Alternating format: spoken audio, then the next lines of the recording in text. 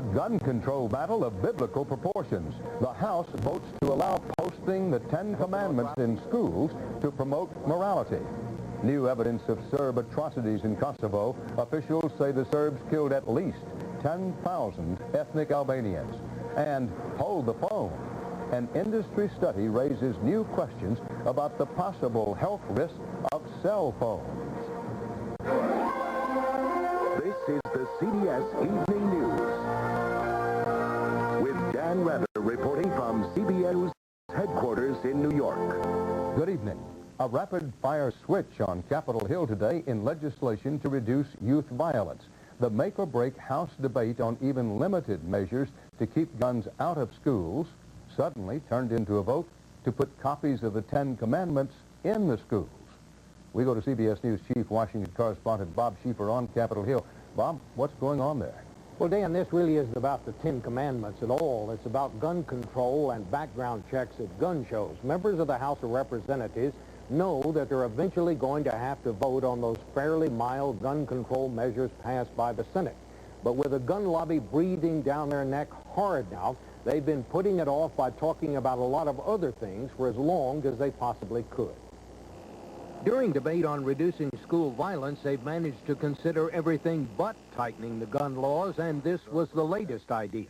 I ask you to join me in giving the states the power to decide whether to display the 10 Commandments. Advocates said posting the commandments in schools would reduce violence by reminding students of values. Opponents saw it as yet another tactic to delay the vote on guns, and besides, they asked, which commandments? Which version? The Catholic version, the Protestant version, or the Jewish version? They're different, you know. The amendment is agreed to. But members brushed that off as detail and by a sizable majority approved posting the commandments in schools. Part of this is the lack of moral teaching and the moral influence which we have sucked out of our system in this country. I hope we don't drop these. I don't want to bring any bolts of lightning on it. For all of the rhetoric, there is virtually no chance that the commandments will ever be posted in schools. There's very little support for this in the Senate, no support for it in the White House, and in the past, the U.S. Supreme Court has ruled such action unconstitutional. But in the meantime, and clearly by design, the votes that really count on those gun laws probably won't come now until late tonight when most Americans are sleeping. The outcome is expected to be very close. No one is making any predictions on whether any of them will pass. Dan. Bob Schieffer on Capitol Hill. Traveling in Europe today, President Clinton made it clear he's worried the gun lobby and its allies in Congress would carry the day and the vote. Well, this is crazy for the United States to be the only advanced country in the world that doesn't take comprehensive, sensible, thorough steps to keep handguns out of the hands of criminals. It doesn't make any sense. Now, as for the sense and legality of a law that would post the 10 Commandments in public schools to, quote, reduce youth violence, CBS's Diana Olick has that part of the story. At Fairfax High School in Los Angeles, respect your neighbor, learning about your neighbor. the 10 Commandments are not required reading. Okay, thou shalt not kill. I just know one not to steal, thou shalt not kill. Thou shalt not kill was the only one most kids could come up with.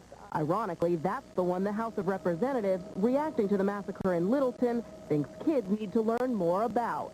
We've excluded the religious principle long enough. Alabama Judge Roy Moore had the 10 Commandments hanging in his courtroom, but was forced to remove them.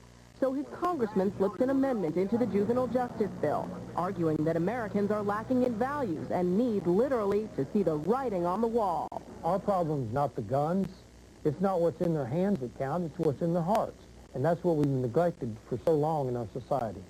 When the amendment passed, allowing the commandments to be posted in public buildings like schools, parents of Littleton High students were divided. We actually need prayer back in schools. We need churches to change and get more hungry for the Lord, and a lot more praying needs to take place. If you're going to post the 10 Commandments, that's not going to do any good anywhere. You've got to read them and follow them. Even if some legislators believe the 10 Commandments are one lesson school kids need to learn, they're overlooking another lesson in American government, the separation of church and state. Diana Olick, CBS News, Washington. This was Gun Control Today, Florida style. 12 miles off Fort Lauderdale, police dumped almost 800 confiscated guns of all sorts into 2,000 feet of water. saltwater corrosion will make the guns useless within days. Peace is making slow progress in Kosovo tonight amid more revelations of the horrors of the war. Here's the latest. Talks between the U.S. and Russia are dragging on in Finland over Russia's role in the peacekeeping operation. As Allied troops push deeper into Kosovo, they're finding more tortured villages and mass graves. The British now estimate the Serbs murdered at least 10,000 ethnic Albanians. And in a former Serb police headquarters, British troops discovered a torture chamber. CBS's Alan Pizzey begins our coverage. A chainsaw, broken baseball bat, brass knuckles, chains, and knives. A NATO officer called it the apparatus of systematic state interrogation. In other words, a torture chamber found when British paratroopers took over a Serb police building. Paratroopers don't shock easily, but most of them were quite shocked when they saw what was inside the building. Condoms and what NATO called savage pornography were found, suggesting there had also been systematic rape. And in other locations today, more evidence of mass killings by Serb forces. 26 ethnic Albanians in Karaluk, 5 shot against a wall in Gosh. Serbs, fearful of revenge, are leaving. They fight for places on buses to Belgrade. The roads out of Kosovo are jammed as entire Serb towns empty. Exactly what NATO Commander General Mike Jackson wants to stop. At a public meeting, he tried to reassure Serbs. I'm well aware of your concern. Stay in your home. Fear is only one reason why appeals for Serbs to stay in Kosovo are falling on deaf ears. Another is guilt. More Serbs than will ever admit it know what atrocities were committed here, and they know they will be seen as guilty even if they were not involved. Those who were, however, are now being pursued. The torture cells may be closed, but the war crimes cases are just being opened. Alan Pizzey, CBS News, Pristina. The tide of ethnic Albanians returning to Kosovo has turned into a flood as people rush back to reclaim their homes and their lives. But in many places, there's nothing left to claim. To give you a sense of the personal, individual dimensions of this horror, CBS's Tom Fenton traveled with one family to their home village. It's a joyful scene as the refugees head home. But as the Zachary family rolled into their village, the smiles were long gone. The devastation complete. Every house a monument to hatred, and their own home was no exception. At first, the shock was overwhelming. "My precious home," she cried. It took years for Reshat to save the money for his home, and only one night for the Serbs to destroy it. But he's not giving in. "Come on," he tells his sister. "Our village lost 400 people. It could be worse." With a storm on the way and a life to rebuild, there's no time to waste. An entire family puts aside its sorrow and begins to put things in order. But hard work won't be enough. If anyone's wondering what the Kosovars now need, the answer is everything. But the Zykeries are actually lucky. The grandfather's house still stands. Tonight there'll be a roof over their heads. But Reshat has other business on this dark day, to find a missing cousin. He's taken to a place that may hold the answer. Under the rubble, he finds the remains of neighbors and friends, 16 in all. But there's no way to know if his cousin's among them. Back home, more survivors arrive. Men who had slipped back during the war to bury some of the slaughter. They bring Reshat to the unmarked grave where his cousin lies. And this number is replaced by a name. Telling the story of a single family may help explain what happened and what is happening today in Kosovo, but it really doesn't help explain the bigger question of why. Tom Fenton, CBS News, Koše Mlade, Kosovo. Still ahead on the hard news, CBS Evening News, a warning about the forces of imbalance and where you're likely to feel them. New questions about the impact of cell phones on brain cells and dismantling the American dream brick by brick.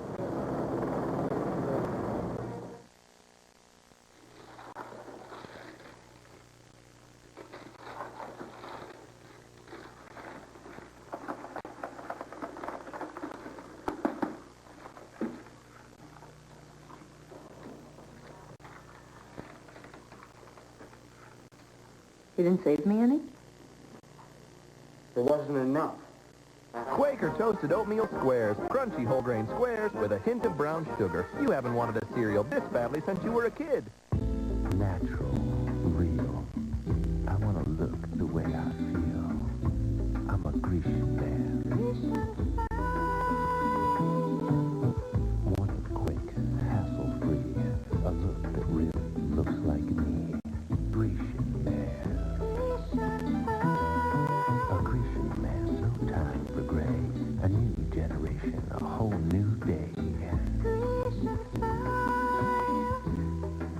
best news for all you cats. That's us, Chuck. Really? The Whiskas you love in a can now comes in the new Flavor Lock pouch. What a great day to be of the feline persuasion. Now wake her up. You betcha. Like this, Marv. Woo! I'm out. And Whiskas has the Flavor Lock pouch to seal in all the slow-cooked goodness of Whiskas' home-style favorites. This was yet another Greenspan day on Wall Street, the market taking its cue from the latest pronouncement from the chairman of the Federal Reserve. Stock prices closed higher after Alan Greenspan hinted the Fed is indeed ready to raise interest rates, but just modestly. Anthony Mason reports. Suggesting a dose of preventive medicine to ward off inflation, Fed Chairman Alan Greenspan looked to have his spoon poised on the economy's lips today. It is useful to preempt forces of imbalances before they threaten economic stability. Greenspan's prescription, a possible interest rate hike when the Fed meets at the end of the month. That sent temperatures rising on Wall Street. There are three things that concern me: interest rates, and interest rates. Traders like Ted Weisberg know low interest rates have powered this bull market. I think the big issue is this the first of more to come, or is this a one-time event? And of course, this is the guessing game. But inflation is still tame, so most expect only a quarter-point increase. But let's talk about what this means. Veteran fund manager Jim Cramer isn't worried. Rates, he says, have gone up before. And yet where have stock prices gone? Ultimately, they went higher. They went higher because tightenings are good. They slow down the economy. They make it less inflationary. They protect the interest of both bondholders and equity holders. The Fed's doing the right thing. Despite all the Fed's fears, inflation is a bit like the Loch Ness Monster, rumored to be lurking out there somewhere, but no one can seem to find it. But the bets are now, Dan, that the Fed's going to make us take our medicine, and a modest rate hike is on the way. Anthony Mason, thanks. Under pressure from first the public and then the Congress, the airline industry today announced a series of steps it says will improve customer service. They include telling customers the lowest ticket price available, notifying passengers of delays and cancellations, and meeting passengers' essential needs during long on-plane delays. Critics in Congress, where a passenger bill of rights is in the works, say this voluntary plan doesn't go nearly far enough. Up next here on the CBS Evening News, what cell phones may be doing to your brain cells. Eye on America investigates. The CBS Evening News and tonight's Eye on America segment are sponsored by Changing Tint Prescription Transitions Lenses. Right in any light. All this seeing you in all the old familiar places that this heart of mine. Have you seen Transitions lenses lately? Indoors, the changing tint is clearer.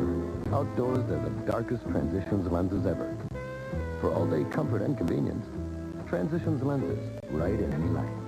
Come to JCPenney Optical and get free frames, up to $119 when you buy Transitions lenses. Which plant food do America's top professional growers use? Let's go right to the source. Bonnie Plant Farm grows over 100 million plants. You've got to have the right stuff. Every time we water, we feed these plants with Miracle-Gro. Quality, the vitality, the character of the plant is much better. Look at the roots on this rascal. It's wrapped all the way around the plant. And it's done this because it has been fed with Miracle-Gro for 6 weeks. We use the very best seed and the very best plant food, Miracle-Gro. One word convinced me an herbal could help maintain my cholesterol health. Centrum. One word told me there's an advance in herbals for energy. For my prostate, I'm taking the only herbal backed by Centrum Science. Introducing Centrum Herbals. Some other brands can be missing natural ingredients because herbals can vary from plant to plant, dose to dose. Only Centrum uses pharma print to guarantee a more complete herbal every time. One word can help make a difference in your health. 6 individual Centrum Herbals, naturally more complete. No, this isn't a Jinx commercial. It's about constipation. You're bloated, not yourself. Your size 10s, you're like 2s. FiberCon has natural fiber action to relieve bloating constipation. I'm myself again. FiberCon, be regular, be yourself. It's barbecue season, the busiest time of the year for your deck, which is why you should protect it with Thompson's Wood Protector. Nothing we make works harder, longer for rain, sun, mildew, or low-flying meat. Thompson's Wood Protector. It never takes a day off. Tonight's Eye on America investigates a supposed improvement on an old invention and what could be a dangerous new side effect. CBS's Sandra Hughes has a preview of new research and new questions about cell phones and cancer. It's no longer a symbol of affluence, but a must-have form of communication now used by some 70 to 100 million Americans. Yet at a time when the mobile phone industry is exploding, there is renewed concern over how safe the phones are. Because they're held directly to the head and emit electromagnetic radiation, there has been debate over possible health effects. So 6 years ago, the cell phone industry commissioned a $25 million study to prove they're safe. But preliminary results of that study, to be released here in Long Beach this weekend, are far from conclusive and, if anything, raise more questions. They suggest a possible correlation between cell phone use and a specific type of brain cancer. The director of the study says the data is not cause for panic, only for more research. Dave Renard was expecting something more concrete. The widowed Florida businessman lost his wife to a brain tumor he says was caused by her cell phone. She had a tumor size of a ball right on the side of her head. Just before her death, Susie Renard videotaped this deposition for a lawsuit. We didn't realize that they were bad for you. The editor of an industry publication says consumers should be outraged. Basically, the industry has not honored its commitment to the American public to get to the bottom of this. The cell phone industry vigorously defends its research as fair and independent.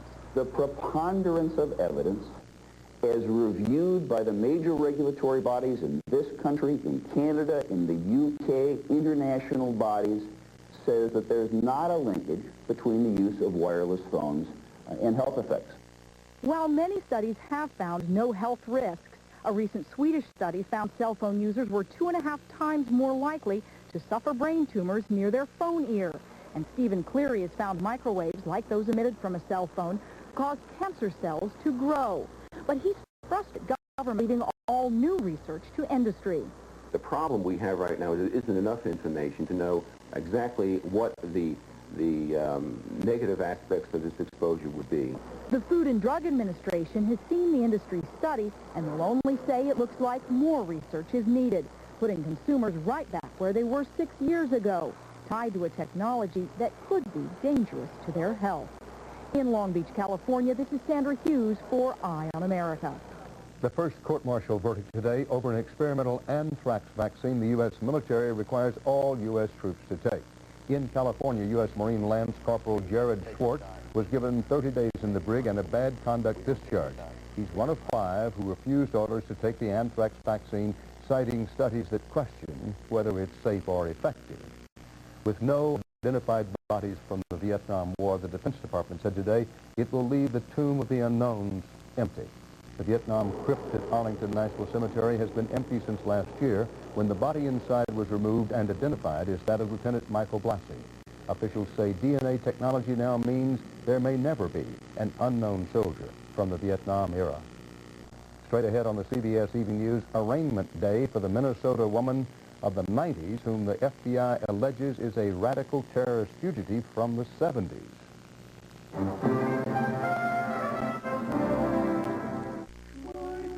Have I been a good husband? Have I taught my children the right things? And have I learned from what they've taught me? We each measure success in our own way. Now Dean Witter and Morgan Stanley have joined to provide a world of investment advice on a personal level. Have I done the best I could? Yes, I believe I have. Morgan Stanley, Dean Witter. We measure success one investor at a time. When I take a liquid antacid, I feel like, ugh. Like liquid chalk. I'm not crazy about any of those. You have something that tastes better? I mean, it would be a joy. Introducing new fast-acting Mylantha Supreme. What makes it supreme? Wow. Oh, that's good. I'm not kidding. Very light.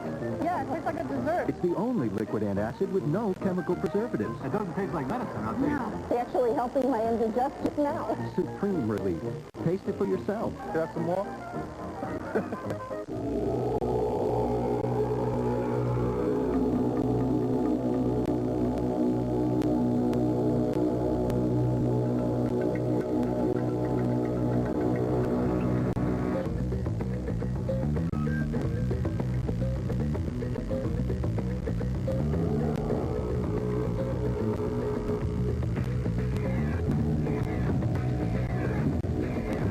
Chevy Tahoe, like a rock. To be the best takes strength, speed, endurance. Now the best way to cure athlete's foot has it all. New Lamisil AT. Strength, full prescription strength to stop the itching and burning. Speed. These take 4 weeks of treatment to kill the fungus. Only Lamisil AT cures athlete's foot with just 1 week's use. Endurance. A study showed most users were still athlete's foot free 3 whole months later. Get it all in new Lamisil AT, the best way to cure athlete's foot. NASA disclosed today that human error led to a near miss that could just as easily have resulted in a catastrophe for the new International Space Station now under construction in orbit. Turns out NASA flight controllers botched an effort to move the station out of the way of a speeding piece of space junk. The debris whizzed by at a safe distance by pure luck. In Minnesota today, a court hearing for the now 52-year-old mother alleged to be a fugitive member of the criminally radical group that kidnapped and terrorized Patty Hearst in 1974. CBS's Bob McNamara has the rewind and fast forward to today on a life on the run, hiding in plain sight. Her family had nothing to say about their mother and wife, the captured fugitive Kathleen Celaya. In court, Celaya was ordered held without bail while her attorneys explore whether she could face life in prison or the death penalty if extradited to California on bombing and murder conspiracy charges. She is not a reactionary, a revolutionary, or a terrorist. For the past 25 years, from what I've learned, she's been pretty much a soccer mom. The case turns back the clock to the campus chaos of the 70s. The images of Patty Hearst, the newspaper heiress kidnapped by the Symbionese Liberation Army.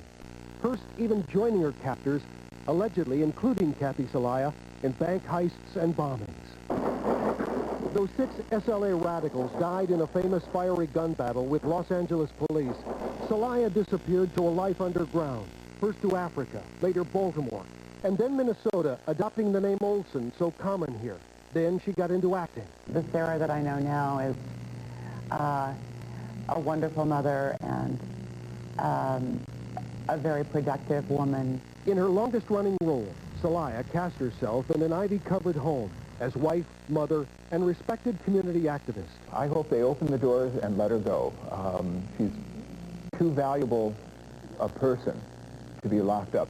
Celaya's family hopes she will be released on bond as early as tomorrow. If a judge can be convinced, she won't be on the run again. Bob McNamara, CBS News, St. Cloud. Coming up on CBS, an American dream turns into a homeowner's nightmare.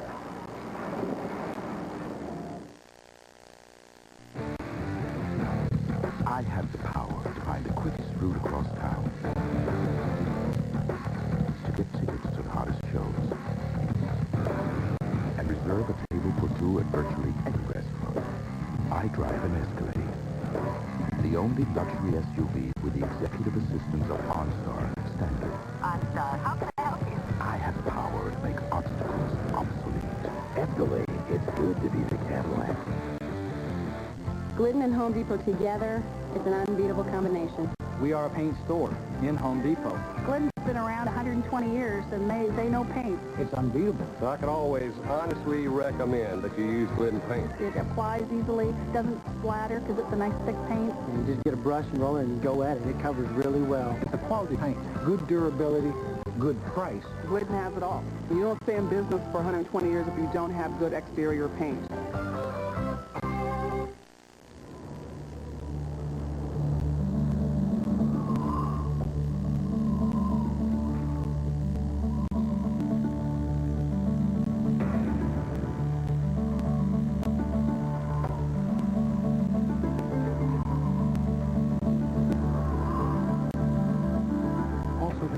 Genuine Bear Gel Caps, the only gel cap that can help save your life. New Bear Gel Caps, powerful pain relief, and so much more. When you buy a bargain basement PC, what you're really buying is a mystery box. Will there be a monitor? Probably not. Lots of software? Ha! A free year on the internet? 24/7 tech support? Dream on. With a Gateway Essential PC, you know exactly what you're getting. Monitor, great software, award-winning tech support, and free internet access, all for $28 a month. No mystery there. Call 1-800-GATEWAY for a Gateway Essential PC with an Intel Celeron processor. The Bible tells the story of a man who built his house on the sand and it fell, and great was the fall of it. The same thing happened today to some homeowners in Philadelphia, but they managed to land on their feet. CBS's Jeffrey Kofman reports.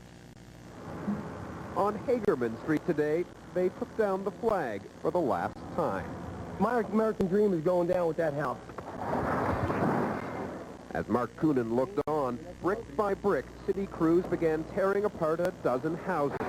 The city condemned the leaning houses on Hagerman after some were found to be tilting almost a foot. If you put a ball in the dining room, they would literally roll down into your living room. The city offered little help, leaving residents with a sinking feeling as they discovered insurance wouldn't help them either.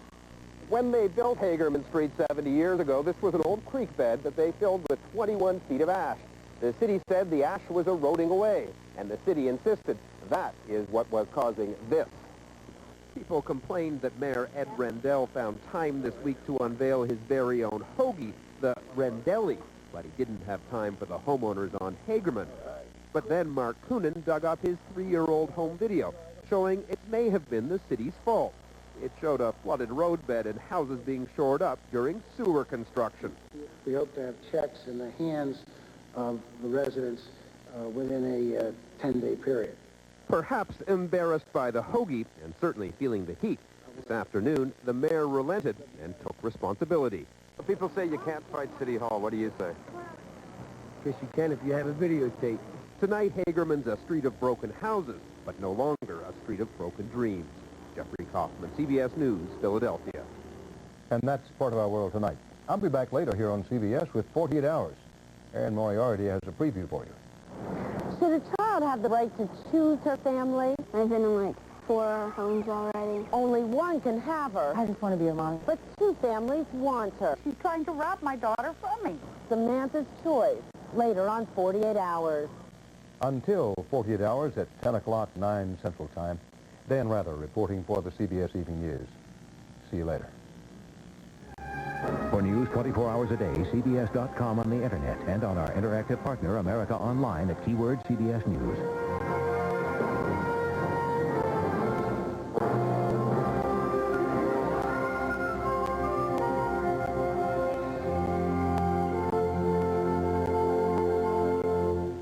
The hail of 99. Violent, unexpected, and for farmers in America's heartland, a disaster for their crops.